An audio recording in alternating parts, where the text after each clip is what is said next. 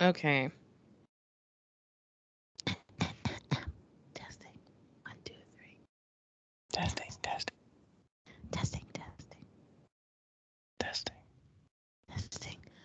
Excuse me. We've been trying to reach you about your auto insurance. And your extended warranty. Press 2 now.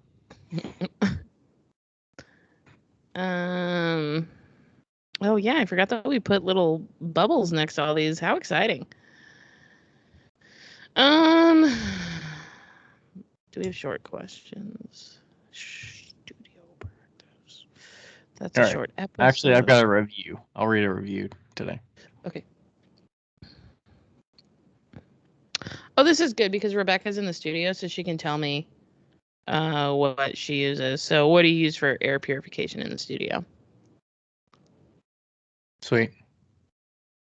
I do feel like that was a very recent question, but she has the big ones in the studio, and I'm sure she knows the brand. And yeah, cool.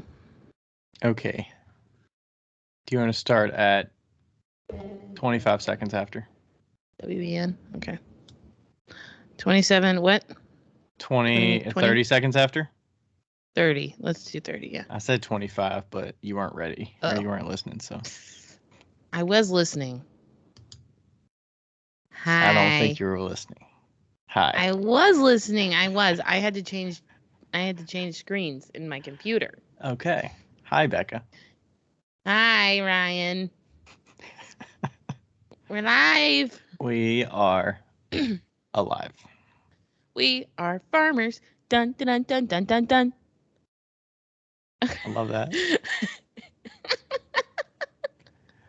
So you think these I think these commercials, every time I see commercials, I'm like, fuck that. You're not winning me over by this advertising. And then you say we are farmers, bump, bump, bump, bump. It's like, you just remember You are. Yeah, I mean, like, who am I going to go to for insurance? Farmers. Do you have farmers insurance, though? It's State Farm, right? State Farm is the insurance place. No, I have American Family. American Family Insurance. American Family Insurance. Just like that. Just like that. I just ate a whole brownie, so I'm a little... What kind of brownie? A little... Oh, yeah. Rebecca made me a brownie that is, like, all vegetables. Is it spirulina, which looks like green. It looks like tin. And and tin she oxide. Sent me a picture. It looks like tin oxide, and she sent me a picture last night, and I legit didn't see what she was doing, and then I was like, why is she showing me glaze mixing? I thought she was, I thought she was mixing a glaze when I first saw it, and I was like, wow. Yeah, and then I was like, oh, that's a brownie. That's disgusting. Gonna eat that. And then I was like, you should bring it down here so I can try it on the podcast live. And then I ate it all because it was so good. Before we went live, yeah. Yeah. How are you? I'm doing all right. So my assistant was here earlier, got a lot of clay prepped. I got a really big day in the studio yesterday, throwing a ton of stuff. Oh, nice. So definitely, it's nice having weekends off, not having a ton of plans. I think we're back to like having some weekends to ourselves without traveling and stuff.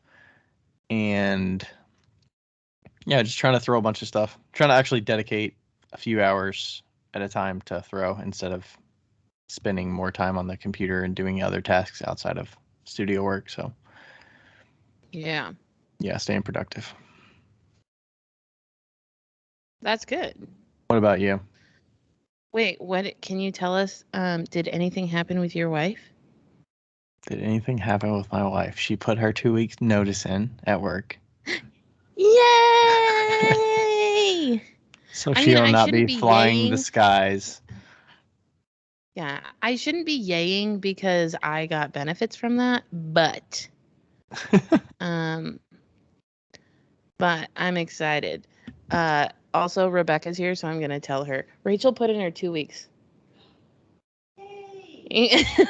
Yay! But for those who don't know, Rachel is my wife, and she was she's still working for a little bit more time. She was a flight attendant, so Yeah. And so she, as everybody in the whole world knows, that flight attendants have gotten the brunt of the mask situation.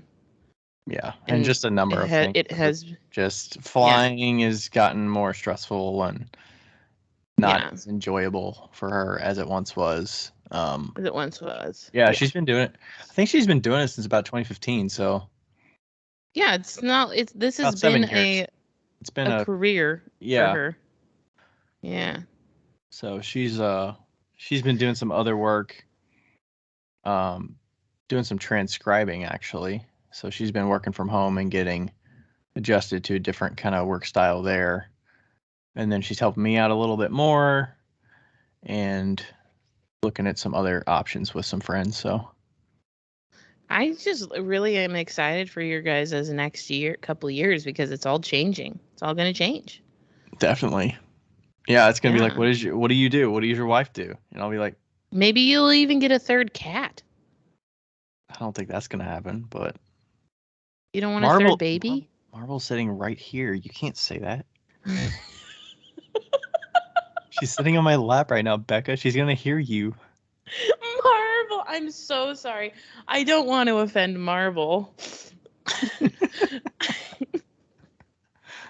Marvel's sitting right here. She's so peaceful sitting on my lap. No third cat. No third cat. No third cat. Yeah, I think it'll be great regardless. Yeah. And there might be some other changes coming, we'll see. But yeah. What did we get? No babies though. No babies, no. We're not talking that. No babies. Don't expect any children in this equation. No. Oh yeah, okay. What did we get today? We got something today. Yes. Both me and Ryan. So we got a message from Deena Edwards. It's Mudheads Pottery. And because we talked about, I was talking about Slap Your Mama seasoning. I don't even know when that was. Like, were we just shooting the shit at the beginning and talking about it? Yeah. Because I was watching Queer Eye for the Straight Guy. No, just Queer Eye. It's not for the Straight Guy anyway. It's for everybody. I was watching Queer Eye. and the lady was like, I use Slap Your Mama seasoning, and I was like, I used to use that as well, and then when I moved it like disappeared. And so she was so kind, and she messaged both of us and was like, send me your address, I'm sending you some seasonings. So the box was so heavy. Did you feel like it was very heavy? Yes, it was very dense. It was so dense. I was like, what is this? And then I saw it said, it was funny because my labels, what did I say? I sent you the label and I can't remember what it said. Did your label say something funny on it? Funny. Oh, mine said, yeah. Mine. What does yours say? Mine says Becca Otis, badass pottery bitch.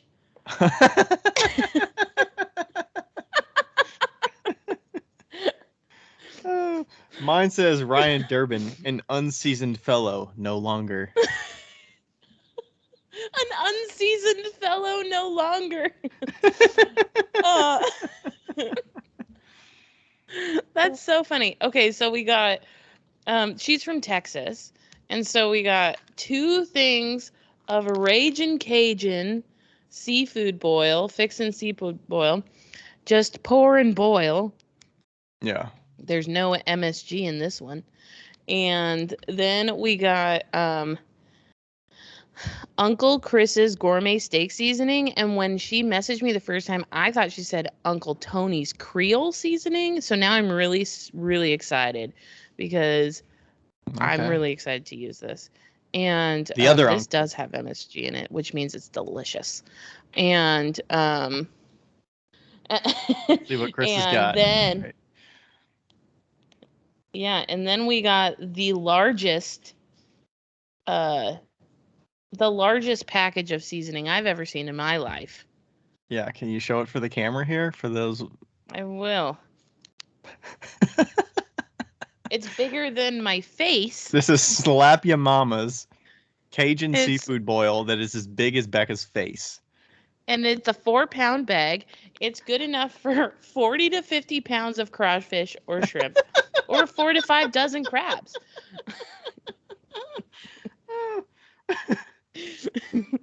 So when we have a get together for the podcast, we'll just have a fucking shrimp broil. Maybe we just have a fucking shrimp boil for Nsika in Cincinnati or something. Just come on over. That's too long. We got to use this. But here's my question, because the Slap Ya Mamas that I have always used was in a little seasoning container, kind of like the Uncle Chris's gourmet seasoning. Like half a pound or something. Like half a pound. So I'm wondering if it's the same seasoning or if this is like a different mix. I'm obviously going to use it for other stuff anyway. But there's no calories in it. Yeah. There's no calories. 0 calories. There's 0 calories in a 4-pound bag. You can eat all 4 pounds of that bad boy. No calories. It's basically celery. It's basically water. I mean, just dissolve it in water. Rebecca's over here dying laughing.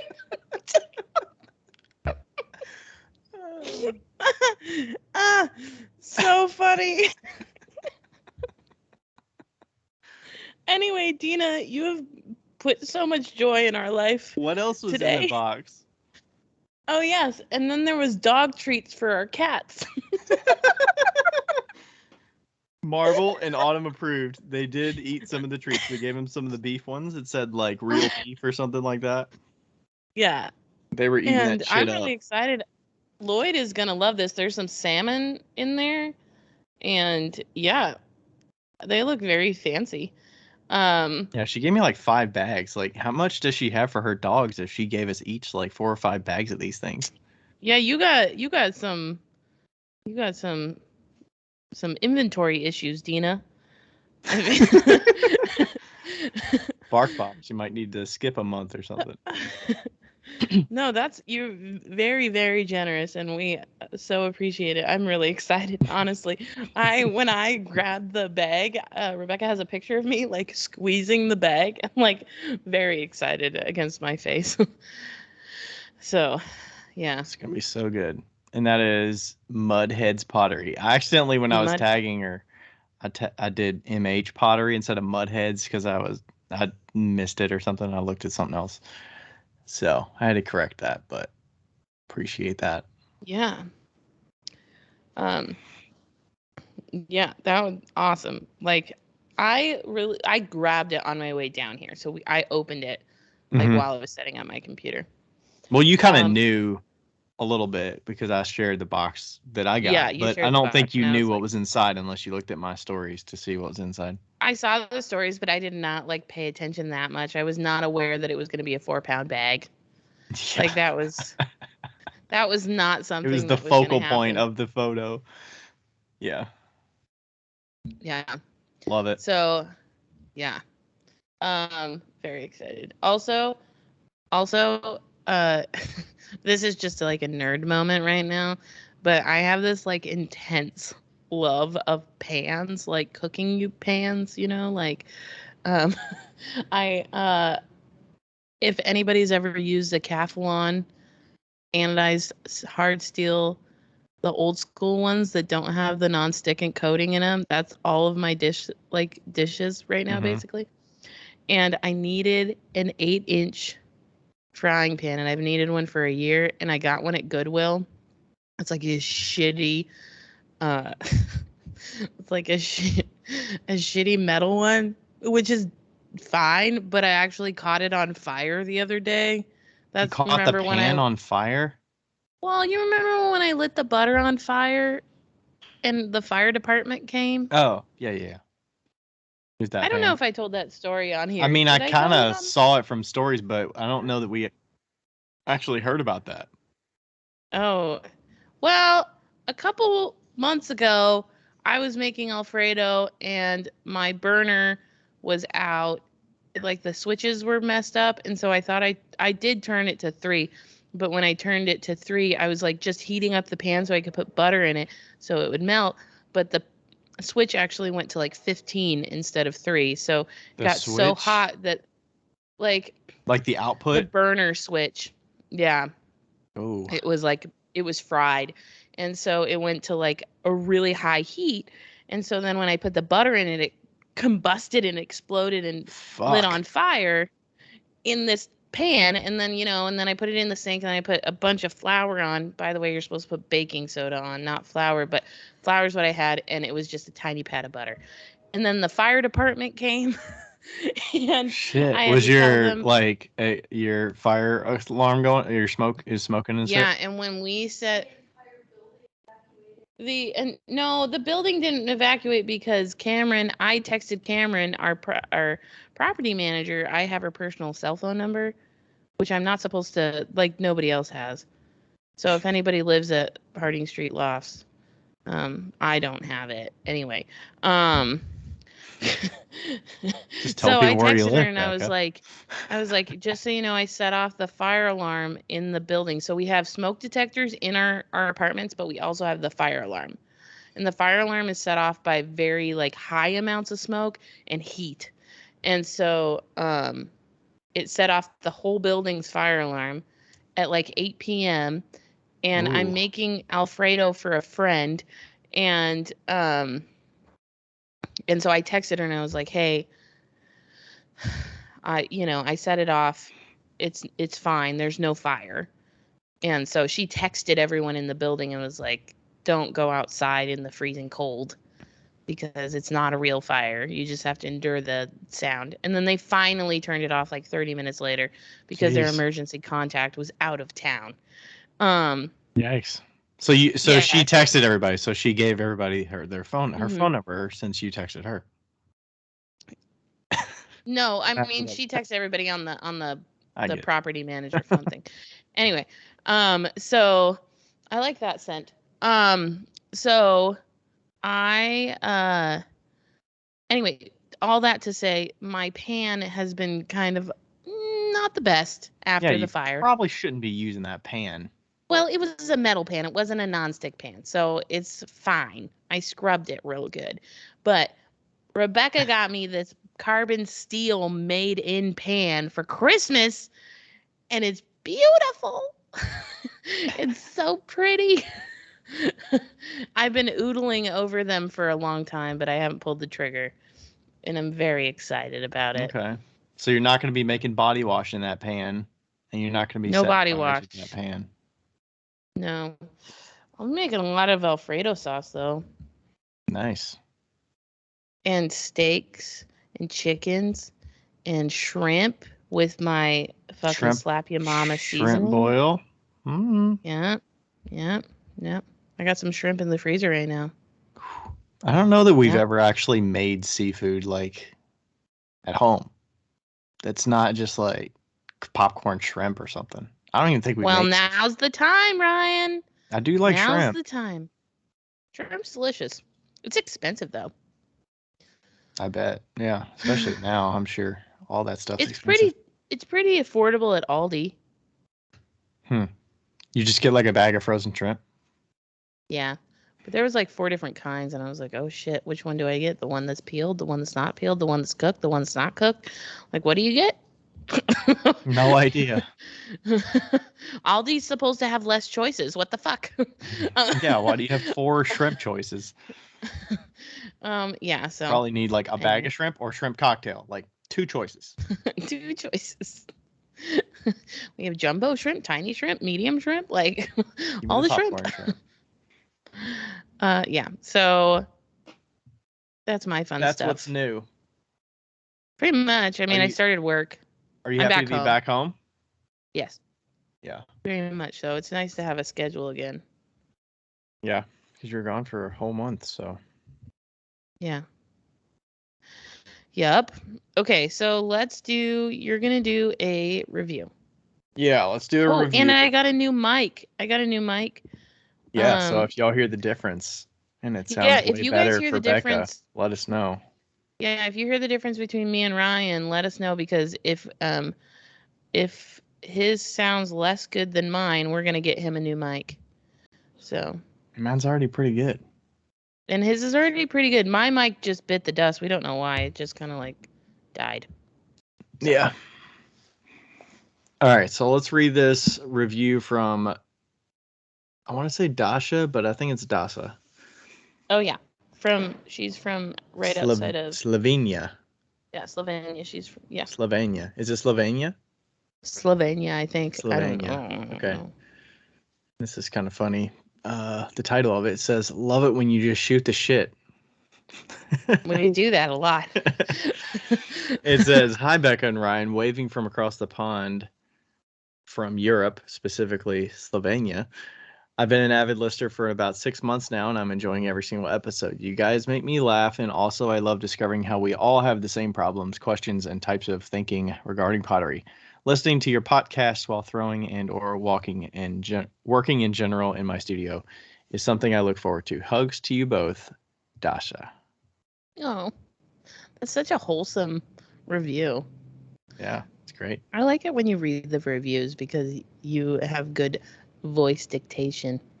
Do I? I feel like I think you do. I don't like reading longer things like that because I feel like I'm being judged by my reading.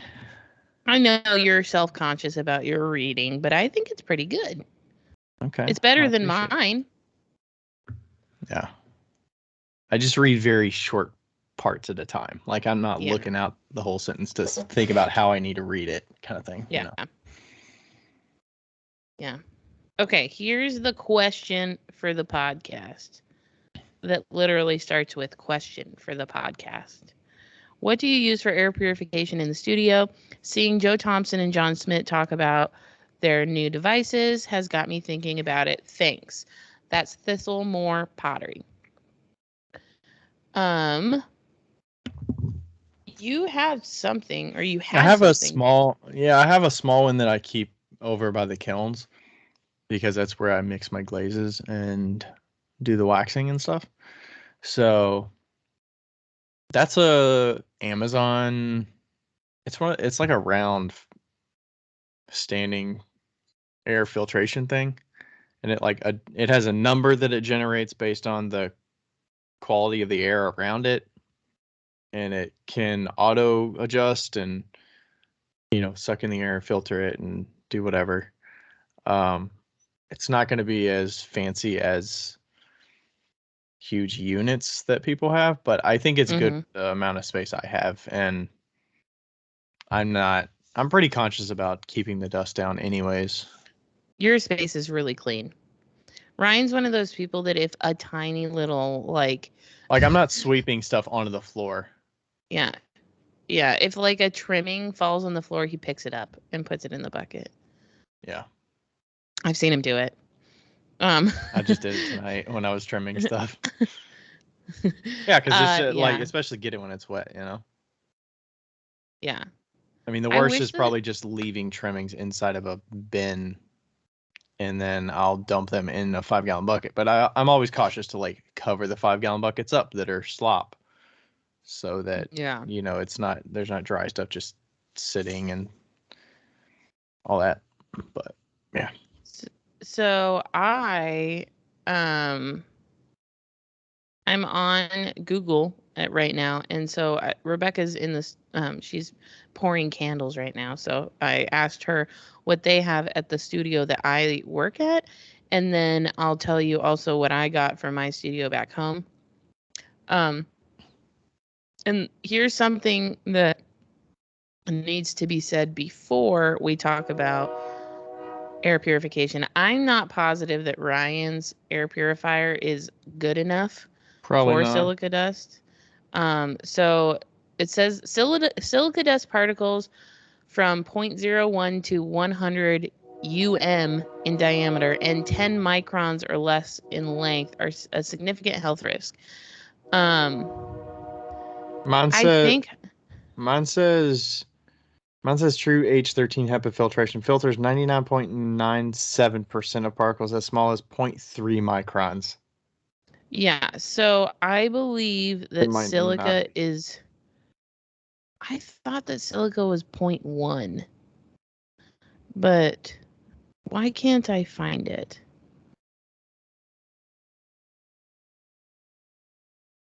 Silica dust particle size in microns. Okay, fine, you jerk.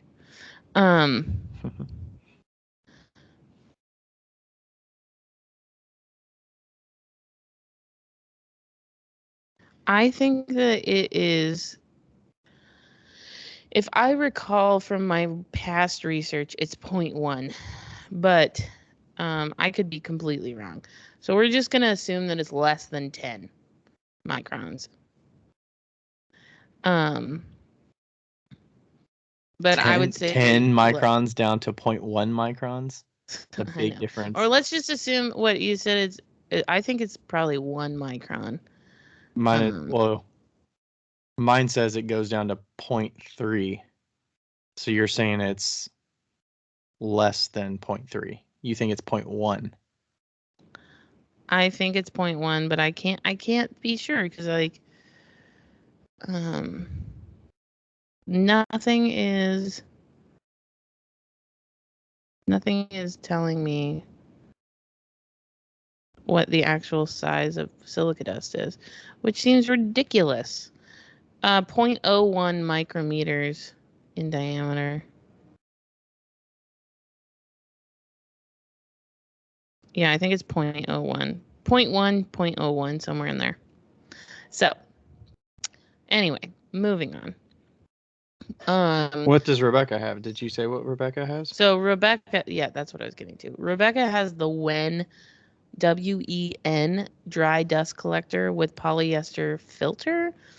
And that circulates and filters air in your workspace with a 5 micron outer filter and a 1 micron inner filter. So I'm not positive it's like getting everything, but it's helping. It's kind of like what yours is doing. I'm looking on Sheffield Pottery at one. That's a huge one. It's like $3,000. It's it says HEPA certified filters has removed 99.97 of the 3 MU particles. So that's the same percentage as mine. Yeah. So if this $1,000 version for off Sheffield Pottery, I would think that is equivalent to what mine is doing. Yeah, for sure. It's just for a bigger square footage. If I remember, okay, I haven't done research on this forever, so you're gonna have to do your own research. But if I remember correctly, the hyper HEPA is the only HEPA filter that actually completely filters out the silica. Like a HEPA does really good, but the hyper HEPA is the one that does it the most, if I remember correctly. So, okay, this WEN filtration is 177, and it does filter quite a bit out. So those are really good, and they hang on the ceiling. Are we like splitting hairs here? How much difference are we talking here? What do you mean? Are we just getting like you're gonna get 10% better with this thing versus what I'm using? Right. You're saying I think that what you're using is technically better than this is, but this is bigger and it moves more air around. So if you had like a larger studio or like a really dusty studio, it might pull in more dust. Now, the one that I bought is the IQ Air, and that's a really fucking expensive filter. And that goes to 0.001 microns. 0.001. Yeah. So that's like 99.9999%. Yeah. Yeah. It's the like the purest air the purifier. Holy shit package. Yeah, it's the holy shit holy grail of the of the purifying system. Yeah. And it's large. It's a good size. That's what you And had in your studio, your other studio in Washington? yeah, I had 2 of them. Wow. And they did help quite a bit. Were you So yeah. fairly dusty in general? Mhm. Yeah. Yeah. And so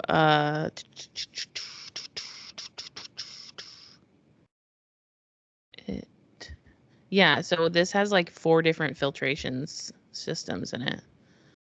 It's just crazy. Wow. And so I can't even find the 0.001, but I remember that number in my brain.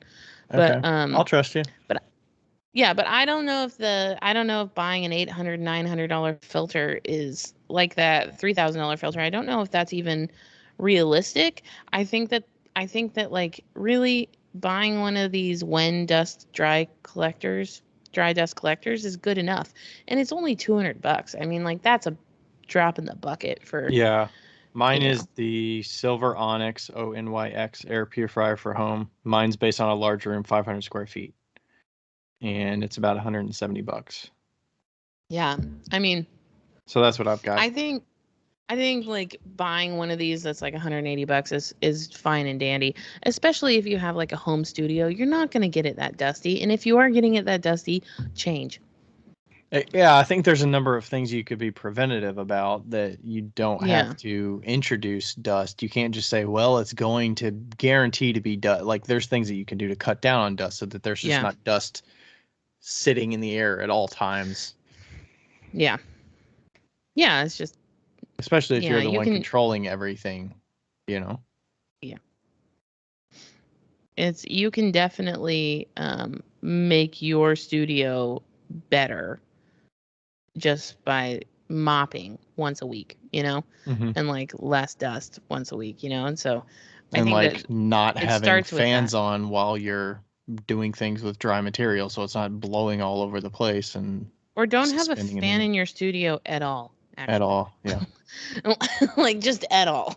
But also I think that it's important to say that we know nothing about silicosis as a medical situation. Like that's obviously not our expertise, and this is just what we suggest.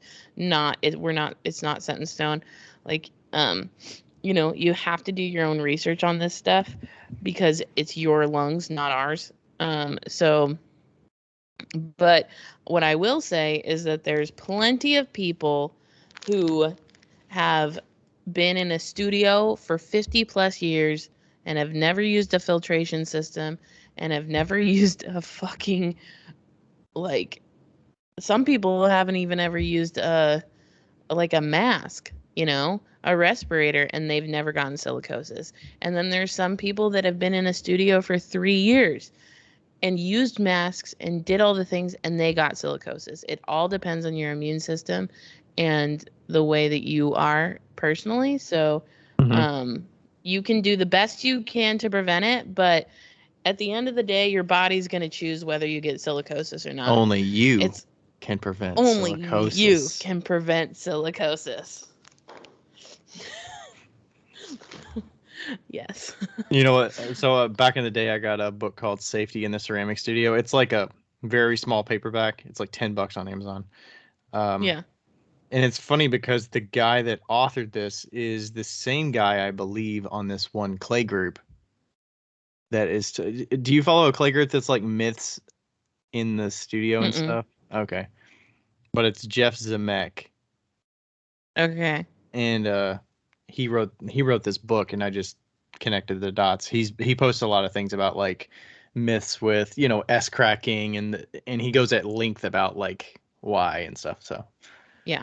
but yeah, that talks about mopping and similar stuff we're talking about. But it's a quick, like, easy read if you just want to keep it in your studio. Yeah. So Just don't sweep a bunch of shit in your studio. Like just don't shit in your studio and don't sweep it up. Don't.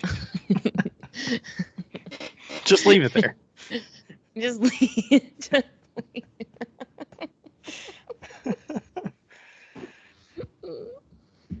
Oh God, we're ridiculous. Okay, what is our topic today? Okay, so the topic today sparked from a discussion I was having with my assistant earlier today. And she's in a situation where she was asking me, at what point do you decide to start selling your stuff? Mm-hmm. And that was sparked because I'll just lay out her like situation, which I'm sure a lot of people are kind of in this state. So she just started making in a community studio about a year and a half ago, maybe a year ago, Yeah. and has taken a few classes and is kind of getting the groove with like understanding how she's making stuff and how to apply glaze right and troubleshooting how to fix things with forms. And she's stockpiling things that she's made, and she's like, what do you do with them until you start selling them? Like, and then Gives them also, away.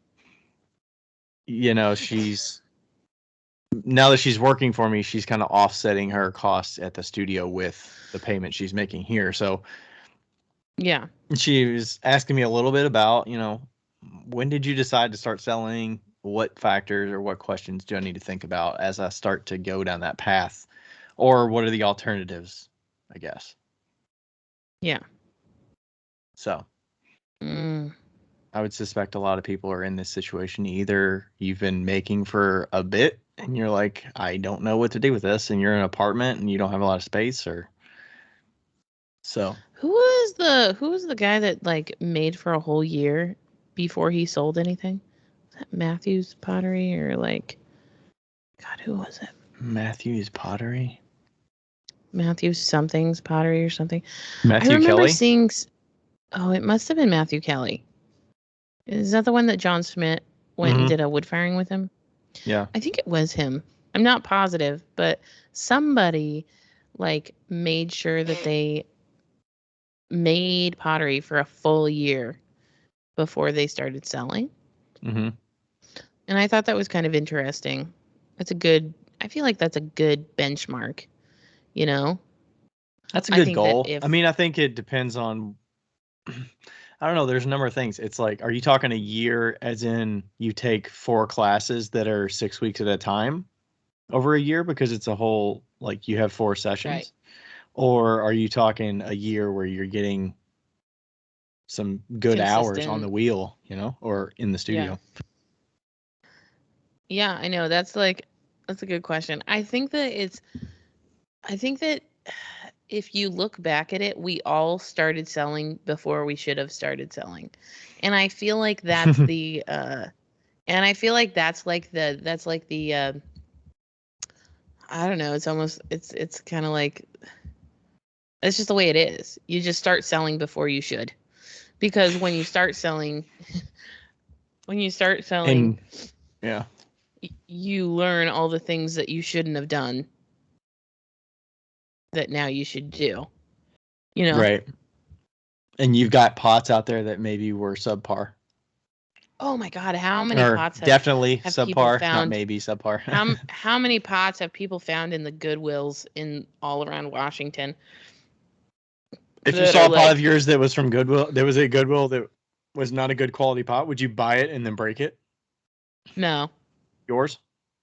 nah, You would just let it I don't need to continue? spend any money on that shit.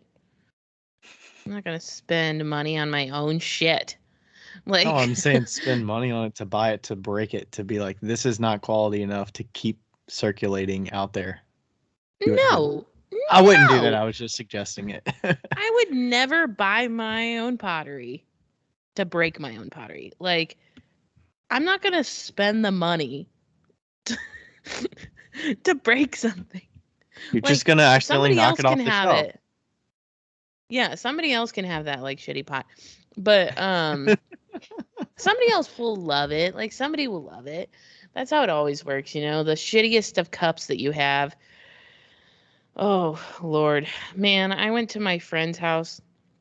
I was house sitting for them, dog sitting, and pulled out a cup and put some water in it and I was like, "Holy shit." this isn't even vitrified. I know it's not vitrified. And I was like, can I please take this back and just fire it again? And I ended up not taking it back. But like that, specifically vitrification is where I like get like queasy when it's That's like the my old work. definite mark where I Yeah. realized, okay, this is not right. And then I immediately look back at all the like pots I made before, and I'm like, how risky is it that these pots are not vitrified? Yeah. And I think that's what's funny is that we all I don't know a single person that hasn't gone through the holy shit, I've been selling pots that weren't okay. Like, I don't know a single person that didn't go through that that was like, "Oh no, I don't even know if this is vitrified." Like, oh shit, you know? Um, and I think that that's like it's like a rite of passage almost. Right. Like And we I hope always get people like, that hear this that are in that state of like, look up what we talked about vitrification a lot, so you should a definitely know what we're lot. talking about here, because it Yeah. has especially if you're making functional pots that people are using all the time in their dishwashing and their microwaving, and you Mhm. need to know about vitrification for sure. Yeah, and I think that that's actually like when should I start selling? When you should start selling when you've tested all of your pieces. Like or you should never sell if you haven't tested any of them. That's the biggest thing. Don't start fucking selling your pieces if you don't even know if it's food safe or if it can like last through a dishwasher or even multiple uses of a human because that's just that's just not good practice. How do you get those So, miles in on it? Is it giving it to family and you trying it yourself and well, putting it like through the the food ringer and safe, whatnot? yeah, I mean, like the food safe, you can tell, you know, by doing the lemon test or the vinegar test or Right. an acidic test. And there's like what Digital Fire has all the different ways that you can test your stuff. And you Right. can do the shock test and you can do the vitrification test. And I think that you shouldn't be selling unless you've done these tests because then you can go into a show even if your pots look like absolute shit. I would be totally fine with somebody selling absolute shit pots if they done all the tests. Like you don't have to throw for shit, but if you've done all the tests, I'm like, well, you've done all the tests. At Well, least you passed my seal of approval. yeah, at least you'll get better at some point. But like I think that that really for me. I could care less if you sell. You know, I think that you should sell whenever you can sell. And like and you know, everybody like all the fancy potters will be like, "Don't sell until you're ready." And it's like, "Well, you're never ready. You're never ready to have a baby. You know, you're never ready to sell your pottery." Like Same thing. same thing. It's just the same thing. How long were you making before you sold anything? Well, not anything. I guess sold regularly. Maybe Yeah, is a let's better. start with that cuz like in Not college, you anything. know. Yeah. And also I think it's totally different when you're in like college and somebody else is firing your work.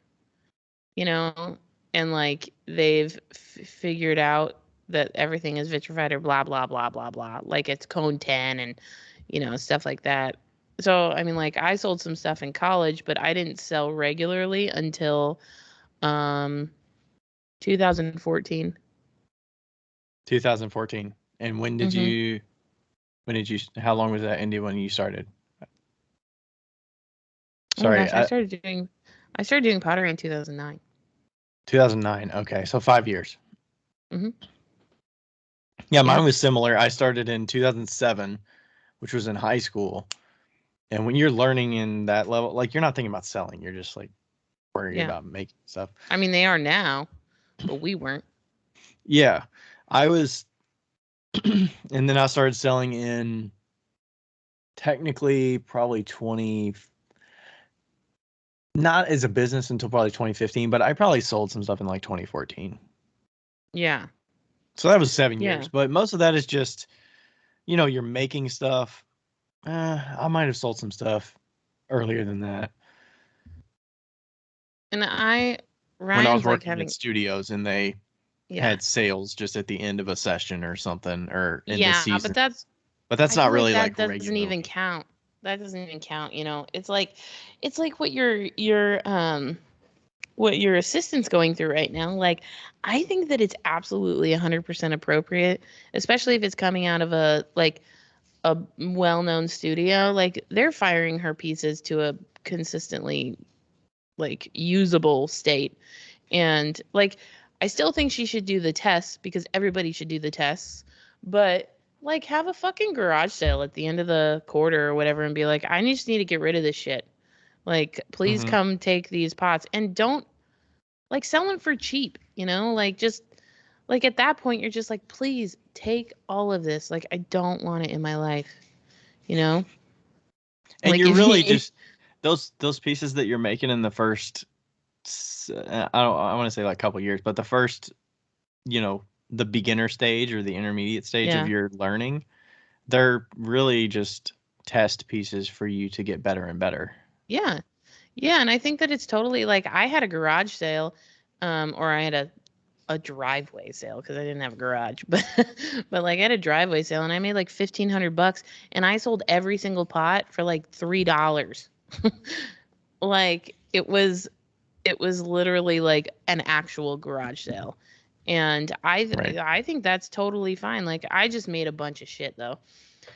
And also, like, I don't know about you, but I started in college. We were going to Cone 10, and then I went and I started classes at Bruning, and that was Cone 10.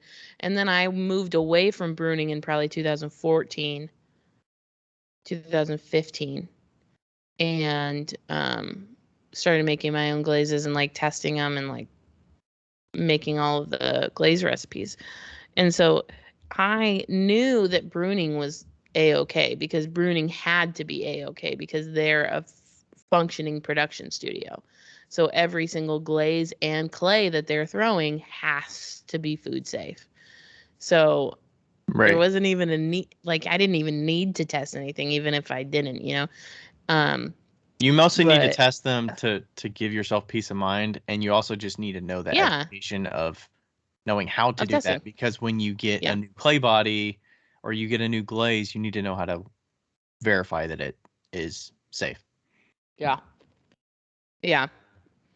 But yeah, so I don't think I did the tests after I moved from cone 10 to cone 6. And that right there That's a was big where I went difference. wrong. Yeah. Because I don't know if I was just not thinking about Were it or you I didn't using know. because you were using the same clay is the issue, right? You were using the same Cone 10 I clay? switched to a cone 6 clay Okay. for what cone 6 body. But the problem is that Seattle Pottery, their clay that I was using didn't vitrify at cone 6. Like, what I was firing to. And I mean, I was in a kiln sitter kiln, you know, and Right. who knows what temperatures they got to. Were Oh you God, using the cones I besides think the one in so, the sitter? maybe. Yeah, I mean, sometimes I mean, obviously, sometimes they were vitrified because sometimes they got to cone 8. Uh, Oh my God. but yeah, I mean, who even knows? I thought so sad, the beginning of my pottery career. Um, wow. Yeah, I think as you start getting into like, okay, these are going to be in other people's houses, you need to understand stuff like, besides just this is the clay that my studio has and this is the clay I'm using, you need to understand Mhm. like, what is the clay that I'm using? Look it up. What are the properties of it? What's the shrinkage rate? You know, What's what's the the absorption? MSDS? Like, get What's the the yeah, what's the vitrification temperature? How much does it vitrify at this cone versus this cone? Oh, by the way, yeah, what cone are we actually getting to in this kiln? Even though you're in the community studio, I'm just curious, you know? yeah. You know what's interesting is that when I got the gig with Starbucks, I had to so I was at Bruning when I started doing the Starbucks gig, and it was a one-time thing, but they needed MSDSs for all of the materials that was being used. And MSDS is a material system data sheet. And so material safety data sheet. And so I didn't have those because I was going through classes. I probably could have gotten them if I'd actually tried. But so they had to take a few pieces that I made and actually send them to a lab, break them up, and make sure that they were okay for like selling in a large, like that's what those because big companies, they're they're under liable. liable. Yeah. Yeah, they're liable for stuff like that. So like keep that. That's the, that is something that I should have back in the day should have like been like, oh right. But yeah, it was like this is fucking crazy. I was like, I don't have the material Did you safety know data what that sheet. was before they asked for it? Because of the Yeah, paint shop? yeah, just because of paint. Yeah, me and MSDSs are we are we are one. Is the main reason they do it for paint is just to make sure there's no lead in it, and that's it? Or are there other materials that are There's other hazardous materials that and yeah, I mean like there's like you have latex and all the things that go into paint. But also, side note, have you been playing Wordle? No, I've Okay, avoided well it. it's kind of fun and they're always 5-letter words and they have and so you have 5 guesses or 6 guesses or something. And yesterday's word, I think it was yesterday or maybe it was today. Oh, it's done. Anyway, yesterday's word was caulk, CAULK. And I got it on the second try and I was like, this is my word. Wow. I was like, yes. Have you Anyway. ever played Mastermind? Oh yeah, yeah, yeah, yeah. It's basically the same thing, but it's with colored pegs instead Colors. of words. I used to love Mastermind. Yeah. Um, yeah. When did you start selling versus when did you like test your pieces officially Oh. to like make?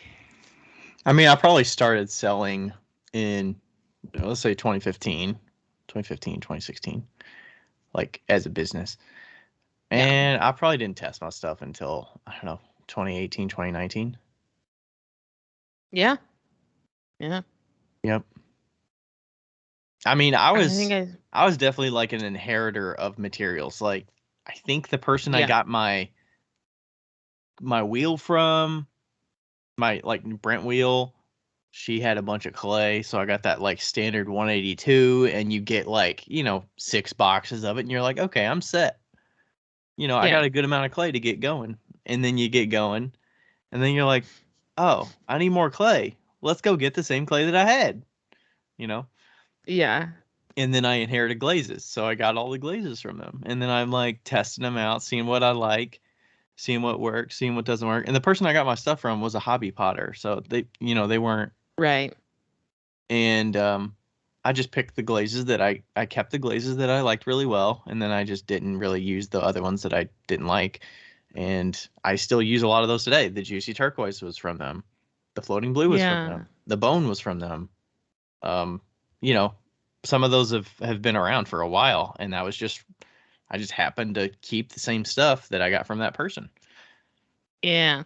And then I did update my clay. I mean, the clay vitrification stuff, some of that comes from you get the glazes on there and then you start using them, you test them for an Etsy restock and you realize that it doesn't hold the water or it starts seeping onto the table. Like some of that was like hitting my mind of like, okay, what's going on here? Or you get customers that'll innocently reach out to you after the fact and be like, this thing is leaking, you know, you're like, oh, I don't know. And then you kind of put the pieces together in your mind of, oh, I've seen that. It wasn't just a fluke on this one piece. It's like there's other reasons why it's doing this. And like your customers are Yeah. using it so much that they're really good at getting that longevity of pieces. Because Mhm. I mean, I don't use my own piece every single day for like 2 years. So I can't get that longevity with my pieces right out of the kiln. And you only see them when they're at their best, when they come right out of the kiln. So Right. You don't see him 3 years down the line when there's a hairline crack up the white glaze and there's coffee stains all the way through that tiny yeah. like crazed crack and they still love it regardless. Right. Like, so I do get some of those questions back and forth, and I'll, respond to them or offer to exchange pieces. And so, there's some glazes that I've determined over time don't work well as a liner glaze because for whatever reason they don't fit as well on the inside. And I just, like that's part of it, as well as, I would say the absorption is the main thing. The vitrification, the absorption has been the main issue for me. You know what's interesting is that first of all, I think that this is a very abstract conversation about when to start selling, but I think that personally, I think you can start selling whenever the fuck you want. But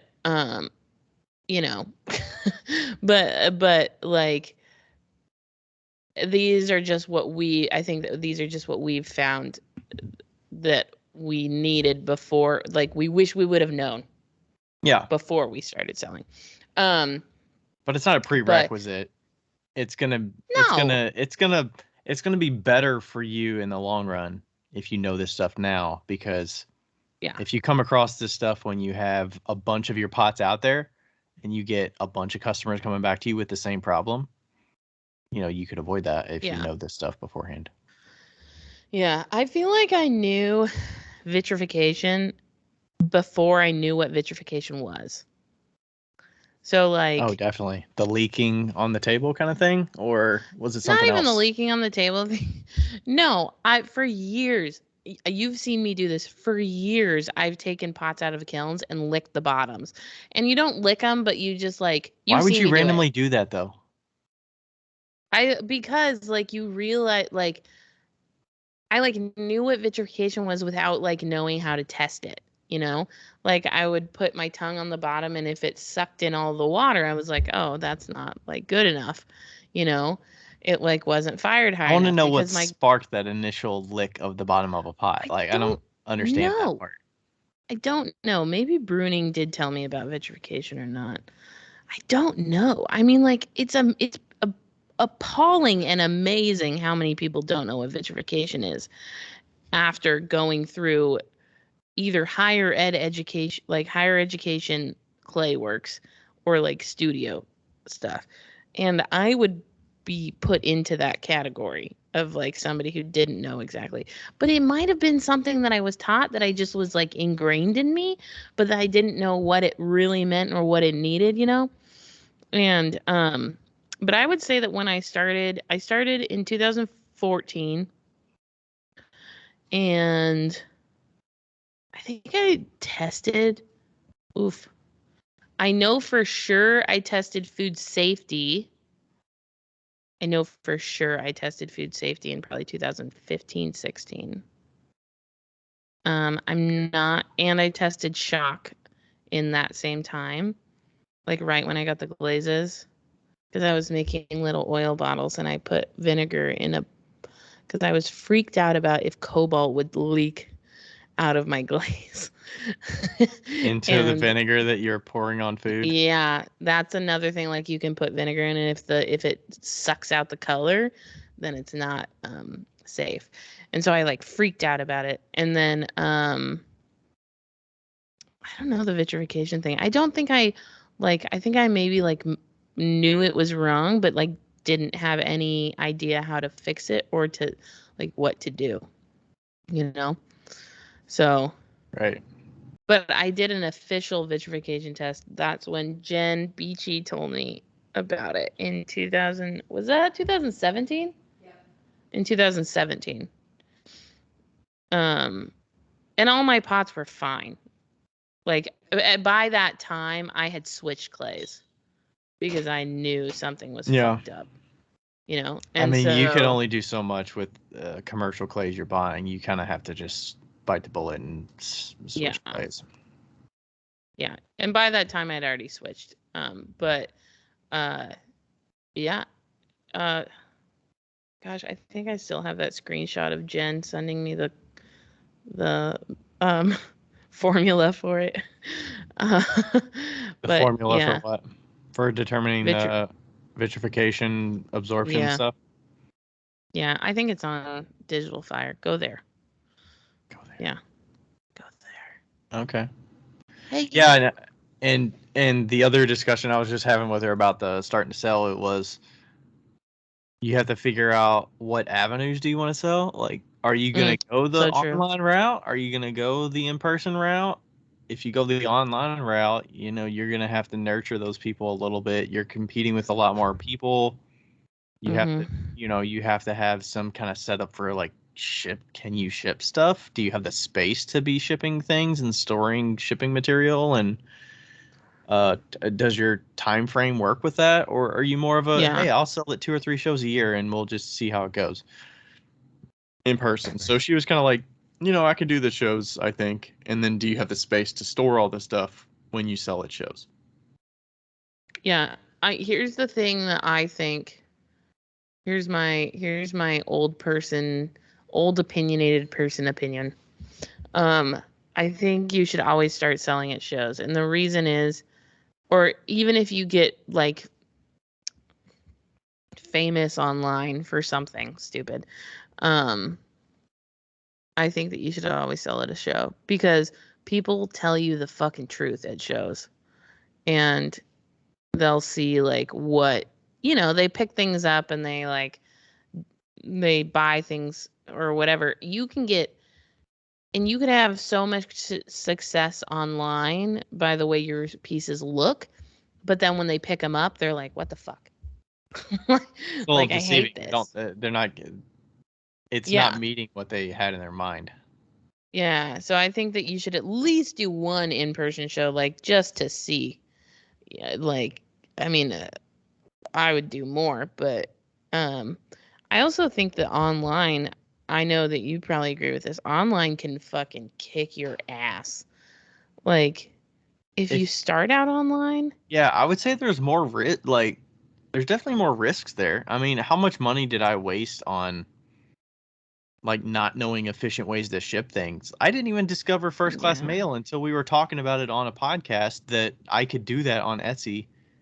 I didn't know that was an option that I could actually ship my I think it was before I started shipping shot glasses, or maybe it was I was shipping shot glasses priority, and I was like, I'm wasting so much money on shipping that I'm probably losing now customers you because ship they them don't for want to spend that on $3. shipping. So, Yeah. Understanding how that works and just like efficient packing that is not just mix match shit. Well, yeah, but also like Instagram is so populated too. I mean, we're lucky. We were on Instagram before, like. But there's also I've people been that on. were luckier, I would say luckier, but they started before us and they, Yeah, I mean, I started in 2014. You started in 2014-ish, 14, 15, 15-ish. yeah, something like that. And like we have that longevity in Instagram. There's some people that are starting out that don't have that longevity. Like that, not having the longevity paired with maybe not having amazing pieces, maybe they have good pieces, but then paired with, maybe they haven't figured out photography yet. Maybe they haven't figured out like how to set up like an Instagram page. Like that's fucking hard. Mm-hmm. Like you have to have an eye for that. I certainly don't have an eye for that. Yeah. I would say if you're a consumer like, of it, you probably have a little bit of a leg up because you know what's yeah. popular. So you know a little bit. Hopefully, you know a little bit of what you can experiment with. Maybe not like to copy what they're doing that works, but Right. see, I mean, you can copy a little bit of what they're doing with, types of content that they're sharing. But the what I'm saying by that is like process videos or like glazing videos are popular, or how you do a certain technique, or stuff like that. I'm not saying copy the exact thing they're making. That could give you a leg up, and especially if you have those technical skills of being able to use your phone efficiently and good eye for the photography side. So not saying that people can get popular that just started Instagram recently. No, you absolutely can, but I do think it's harder than when it was than when we started. Yeah, I because would it's a agree. lot more populated than it was. Yeah. I would say as a general statement, I would agree with that. I'm sure there's, Yeah. There's always exceptions. but it's not a reason to avoid it. But yeah, No, I would agree no. definitely the in-person shows is the way to go. And you can do it super minimal. You don't, there are some shows out there that you can do 2 or 3 times a year that you Hmm. don't even need to do it outside and that you don't even need a tent. You can do it inside at a venue that they At a host. church. There you go. You could do it there. You could do it like Queen City Clay has one, the Holiday Bazaar. They have their students have the option to sell. It's like 10 or 20 bucks for a table, and you Yeah. volunteer some time that weekend and you can set all your stuff up. All you need is literally a tablecloth and maybe some things to set some tiers up for, having some vertical things for your pieces to sit on that's not just flat on a table. Yeah. And that's super low cost. You don't need a lot of equipment or extra things to sell your stuff. And I would say stuff like that is totally viable for people just starting out, and it's not gonna break the bank to do. Plus, you get a lot of other, No. you get some foot traffic. That's probably the best, just to see what people respond to, what people like, don't like. If you sell it online, it's kind of hard. A lot of that is abstracted because the interaction is happening with the person on the other side of their phone, and you don't get any of that Yeah. unless they're telling you. Yeah. Yeah. I just think I mean, like, I definitely think you should be selling in person. There's so much to be learned from that. Oh, so much. There's so much. Oh, let's talk about what prices. Can we talk about like how we would price our stuff at the very beginning versus now? Sure. That's kind of an interesting Hmm. How do you determine like what to price something that you're especially when not? you're starting out. Yeah, because you're not deep into the cost of materials and all that. You're probably just thinking, how much does it cost me to do this class? Right. Am I covering costs of my class? And that's like the bare minimum of what I need. Yeah. Or just can I get rid of this stuff and what price would I be happy getting rid of it at, Yeah. Also, we should mention that you don't have to sell your stuff. Yeah. That's an option. I mean, That shit, you could nobody keep it, you could donate it, you could gift it to people, you Yeah. can smash it if you want. I don't care. Yeah, you can use it as shooting practice, like target practice, like the the the concept of having the fact that you have to sell your pieces is absolutely false. You know, you can have a hobby and not sell the stuff you have the hobby in. Yeah. That is an I would actual thing that can happen. Yeah, I would say definitely keep some of the very early on pieces if you plan to do this for a long period of time. Keep some of those early pieces because you'll really appreciate them down the road. Hmm. What does Krista always says? Keep the first, keep the worst, keep the best. I don't know if she says keep the worst, but I like that. Keep the first, keep the worst, keep the best. I wished I would have kept some more of the pieces from very specific times in my making, whether it For was sure. high school making at this one studio, because that studio that I made out of high school is not there anymore in Louisville. Hmm. And I wished I had like a focal piece that I made there, even if it was shitty, that I could look back on and be like, I made this in that studio. Yeah. And then you're like, okay, I have these pieces from Covington Clay, and then these are from college. I still have some college pieces, so I still have some college pieces, but I started in college, but I still have some college pieces that like I was going through my um like a bin that my sister or my mom like put away, and me and my sister were going through it, and I was like, oof, oof, oof, oof. I remember this cup. I thought I was so good. I was so bad. I, I was like, oh God, all my walls were way, way, way, way, way too thin. Like, ugh. I didn't know how to pull a handle until oh man, handles were terrible. I had really I thin didn't handles. I had really tiny handles that you couldn't even fit a finger uh in. I didn't know how to pull a handle until 2014. They were terrible. They were terrible. The worst handles I had were probably at that studio outside of school where it Yeah. was loosey goosey. I was making my own stuff. I didn't have any instruction.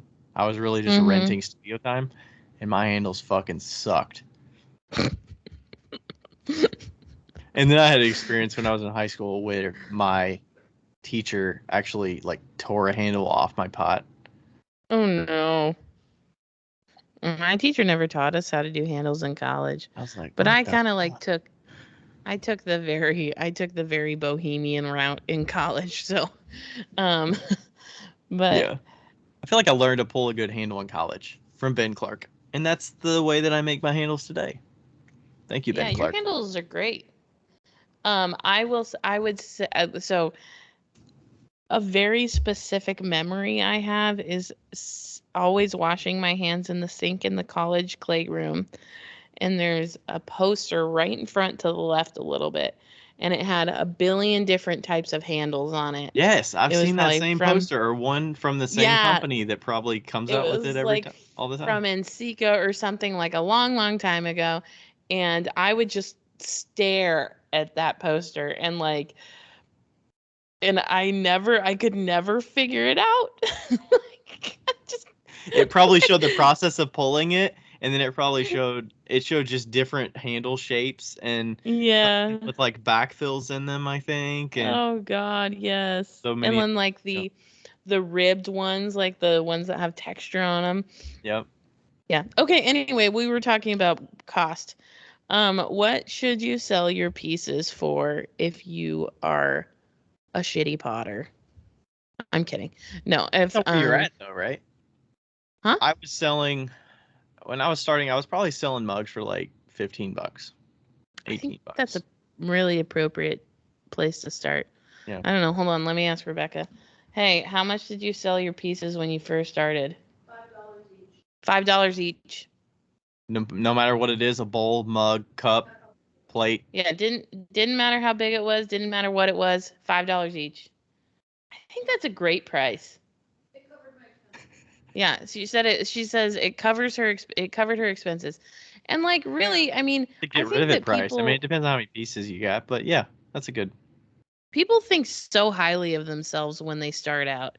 And that's and that is that and like and I am also I'm the first one to admit that I thought I was the shit and I was so terrible. And I think that if you're just new, you just need to accept the fact that sometimes your stuff is going to get better. Yeah. It's never going to be this bad again. And and like sell it for cheap. Just sell it for just don't be prideful in your pieces, you know? I think I sold some of my early stuff in high school a look like probably not that cheap because I feel like I made some quality stuff at that point, and I was Mhm. a little more I wouldn't say artsy, but I was a little more organic with it. Like I was making a variety of things and actually understanding and making note of when glazes came out really nice so that I can use those on my best quality pieces so that I had a good quality piece all around Yeah. when I like had forms that I really liked. And then I did a Golden Key scholarship thing, and it was like an art scholarship deal in Kentucky. I don't know if that's a wider spread thing, but they had like an art competition, and I enrolled a bunch of pieces, and I got a bunch of like gold keys for specific pieces, and then like silver keys for specific pieces. So I was like, ooh, these are like really good. But also, it's like compared to other high schoolers, and like we probably had a Right. great ceramic program, you know. Yeah. So I was like really proud of those pieces, and I think my Oh mom said yeah, that like there's some that's high great. schoolers out there that make phenomenal pieces. Phenomenal pieces. Like stuff that I the stuff that I didn't get to until year 5, you know? And keep in mind, we are talking about when we first started selling. When you and I first started selling, we already had 5 years in the game. Yeah, Like our pieces were good. They yeah, weren't great, but they were good and they were still shitty. yeah. I would Like, say good like part time 5 years. yeah. And like, Yeah. In college, I made a bunch of shit. Like if you couldn't tell, I've always been a production type person. So I've made a ton of stuff. But like even the like pinch pots that I have from college, none of them have like a smooth bottom. They're all like shitty on the bottom. Like I didn't trim anything. I hated trimming. And like, oh God. I had terrible feet when I was doing the pieces in college and stuff. I would have like over exaggerated feet where they're like really wide. So it was like, oh, it's like a volcano shape, but it's like a wide base. So and then I would Yeah. like bevel it, but I would keep it like really wide, and it just looked weird. It's like, can I just cut off like half an inch of that foot that you have there? Because it's just You know awkward. what? You know what we've done here today is that we came here to talk about like when you should start selling your pieces and at what prices and stuff. And what we've really done is just said how shitty our stuff was. Like that's like we haven't accomplished anything. We're just like, man, my shit looks so bad. Oh. What do you think? Okay, what would you say to your studio assistant how much she should sell her shit for? What do you think? I think Or I haven't just actually anything. seen her pieces, but Okay. That's good I'm then, if I'm you haven't ass- seen them. yeah, I'm assuming the handles probably lack some. Handles are always lacking for noobs, right? Yeah, always. Yeah, they're never like comfortable, No. or maybe it's just like proportionate, being proportionate to the form, and not like over touched and stuff. I don't know. I think a $15 mug and $10 bowl, not bad. Sure. Yeah. I would say nothing more than 15 personally. I mean, like, I think that Rebecca made a good point. She covered her expenses. When you're learning, you're not out to make money. You're out to cover the expenses that you're spending to learn. Yeah. And I also think that even if your stuff is like above par, it's still okay to sell it cheap, you know? Like because you're still learning. Like you're learning. You're not in Yeah. business, you know? Yeah. That's just a piece along your path of all the pieces you're going to make. Yeah. So, yeah, that's a good price point. And then what about just getting into the whole selling in person? Like, is that, how do you, I guess just figure out like if you want to, you'll get the questions about like, oh, where do you make your stuff? How do you make your stuff? Is it food Mhm. safe? Well, where are you located? Do you sell online? Do you have a website? All that stuff. Right. It's totally and 100% acceptable to say, I'm in class right now, so no, I'm not in business. I'm just selling my stuff to get a little money so I can pay for classes. Yeah. Yeah. Because I wonder going into some of those shows, I guess depends on the show you're going into. They're probably more like farmers markets and stuff like that you're going to be doing that early Mhm. on, where you're just like, here's who I am, here's my stuff, here's my Yeah. social media to see more of my stuff to show you that I'm legitimate and I'm not just going to come there and scam you or something. Yeah. Um, and here's my email that's not some crazy email address, but it's something that is legible. Mhm. Um, Yeah. yeah. Do you say they should have business cards at their first thing? Like, how do you get people to contact you if they have issues or anything? Or do you just say, this is what I'm selling, take it or leave it? I mean, I think we already know the answer that I'm going to do. Becca's Okay. like, still don't have business cards. I don't even sign my Some pieces. lady some lady tried to argue with me that you needed to sign the bottom of your pieces on Clay Buddies, and I was like, nah. So So the answer is no. I don't think you need a business card. And if somebody wants to get a hold of you, you write down your phone number or you write down your email and you hand it to them on a piece of paper. And that is damn good enough. Here you go. Get crafty with some, I don't know, get some craft Yeah. paper and write something Use on it. a good old pen and paper. Yeah. Yeah. We got to get going pretty soon because I'm getting a fucking headache. Rebecca's pouring candles over there and it's a bit much. It's pretty intense. I bet. And we're lucky that it's 60 degrees today. As long as you're not burning the place down. Yeah, no, she's got some of the windows open, like the door open. Okay. But Y'all getting a hot tub in there or what? no, she won't let me put a hot tub in here. You and There's your a fucking hot basement tubs. under here. If we walk into your I apartment, asked. you would have a fucking hot tub right in the middle of that living room. Oh, if I could put a hot tub in my apartment, it would take up the majority of the space for sure. 100%. 100%. I'm still trying. If we ever get a new building for Graves Co., we're getting a hot tub room. Hot tub room? She's shaking her head. I'm HR. We need it for human resource and development.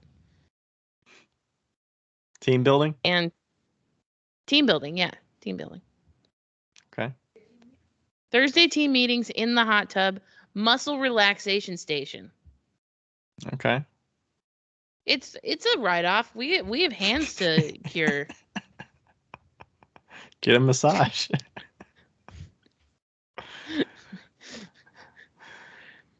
Yeah. I loved your stories a lot yesterday about that homes versus renting, and then you always mention the hot tub, always falling back to the hot tub. Any discussion I Becca has accidentally. about lodging, she's gonna say hot tub is gonna be in the mix. Hot tub has to I be in don't the know mix. why. I don't know why, like, all of a sudden in the past year of I think actually it's my parents' fault, like, the hot tub. We never had a hot tub growing up. I never thought it was important. Like, when my friends had hot tubs, like, we would get in. Oh, wait, maybe we did when I was really, really little in our deck. Like, but then we sold that house when I was 5. And then, so I was never allowed to go in the hot tub because little kids, if they're in hot tubs, like, their stomachs get sick and you can throw up. And if you're in the hot water too long. But Okay. so anyway, we never had one, and my dad's too fucking cheap. And so I never like knew how wonderful they were. And then You my never like parents. went in the hot tub when you were a kid, if you like went to a place that had a pool and a hot tub and you would Oh yeah, jump between for them sure. kind of But thing? I'm like a hardcore pool person. Like I would be in the pool, Yeah. like I'm gonna be swimming. Like Gotcha. I need movement. And so even when I'm at my parents', my mom has a swim spa, which is like it's like a triple size of a hot tub, and my dad has a hot tub, and because now they're loaded and they can spend their money, which is great. I love it. And so I still always go into the swim spa because I can like swim around, but it's the same temperature as the hot tub. So anyway, Oh, I really? never knew. Yeah, she Nice. keeps it like 2 degrees below the hot tub, so I never knew how wonderful they were until my parents had one and I was like in it every single day and I'm like this is the absolute shit. Like Nice. everybody needs one. And I accidentally said hot tube in one of my stories yesterday and Kurt pointed it out. He's like hot tube and then I responded with time machine. That's a great fucking movie. Oh my god, the first time that I watched Hot Hot Tub Tub Time Time Machine, Machine, amazing. that was a great movie. The first time I watched it, I was with one of my professors. So the professor that I used to I watched his apartment for a summer because he was on the East Coast with his partner because his partner at the time lived in New England. And so anyway, I went to a movie with him and then another friend and then like 2 other people. And it was this tiny ass theater in Pasadena and there was 10 drunk ass college students behind us and it was the best movie experience I have ever had in my entire life. We sang every single song loud, and they're like all 80s songs. It Love it. was so much fun. Motley Crue, Home Sweet Home, and then you got the Jesse's Girl. Oh my I don't God. know the other songs, but those two are standing out for sure. The next time that we hang out, we should watch Hot Tub Time That Machine. is one of the like most like one of the I say recent, I don't even know when that came out, but that's like a recent movie that that's total rewatchability forever. Like for me, forever. that and like Moneyball, honestly, those are two of the like more recent Yeah. movies that I'm like I can watch these over and over and never get tired of it. Well, it's just so fucking ridiculous that it was like the dumbest, best movie. Second one, garbage. Terrible. I don't think I even saw the second one. So Hot Tub Time Machine came out in 2010, I think. Okay. We can IMDb this right now. If I recall, because I was in college and it was kind of towards the later end. 2010, 2011. Sorry, I'm slow. What year did you say? 2010. Right on it. Yeah, bitch. Got a 6.4 on IMDb. Come on, people. Wait. I'm rating this. Oh, yeah. It was I'm a bad movie, movie, but it was a great movie. I'm rating this a 10. I don't even care. What? Wait, can I guess the month? Do you have the month? Yeah. What you got? Okay, I was wearing a sweater. I remember I was wearing a sweatshirt in Pasadena. I'm gonna guess November. You're way off. Fuck. March 26th. God damn it. Okay, fine. And I know you didn't fucking see it on like release day, so there's no way you went at the end of March. You probably went in like April or April. Yeah. Second one, terrible. 5.1. 5.1. It's funny when we were at Rachel's parents this weekend in Louisville, and we were watching a movie, and I'm like, that's garbage, and I just throw out like what I think it got on IMDb. I'm just like, that's like a 6.2 right there, and we look it up, and it's like, okay, it's like 6.3 or something, you know. It's like that movie is not that great. Like, you think it's that great? It's like a 6.5. Come on. It's like a 6.5.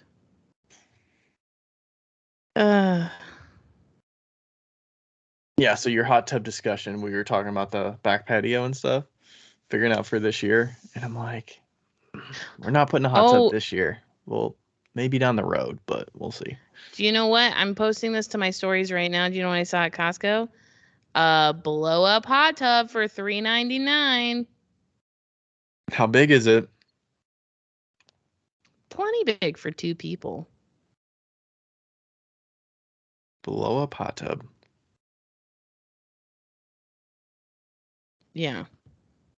All right. So that's going in your living room next time I'm there? It's going to be in there? You know, I asked the property manager about putting a hot tub in my living room, and she was like, "Are you fucking kidding me? The floors could not hold a hot tub." She say only if you're on the first floor? Yeah, there's a basement here, and I was like, said, "Well, can we put it in the That's bottom of the exactly what I stairwell? asked. Is that what you said? I was like, "Can we put it in the basement stairwell?" And she's like, "It's gross down there." I was like, "But it's not that bad." You're like, anything I can do to get a fucking hot tub.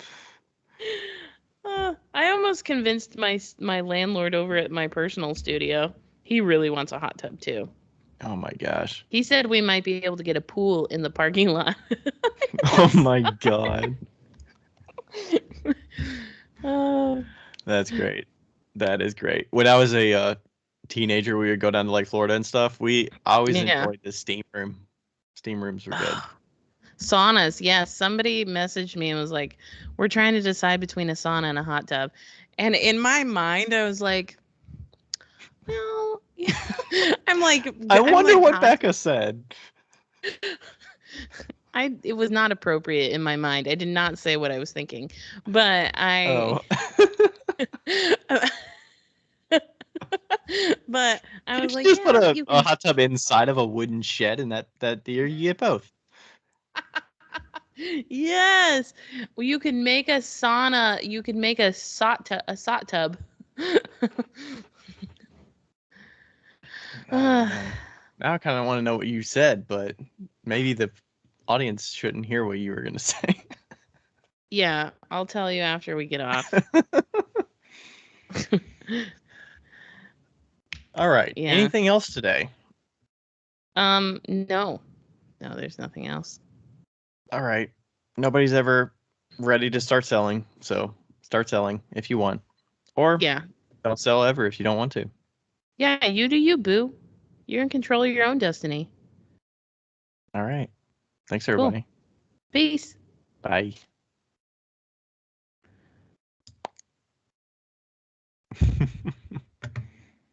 God, Hot Tub Time Machine is so great.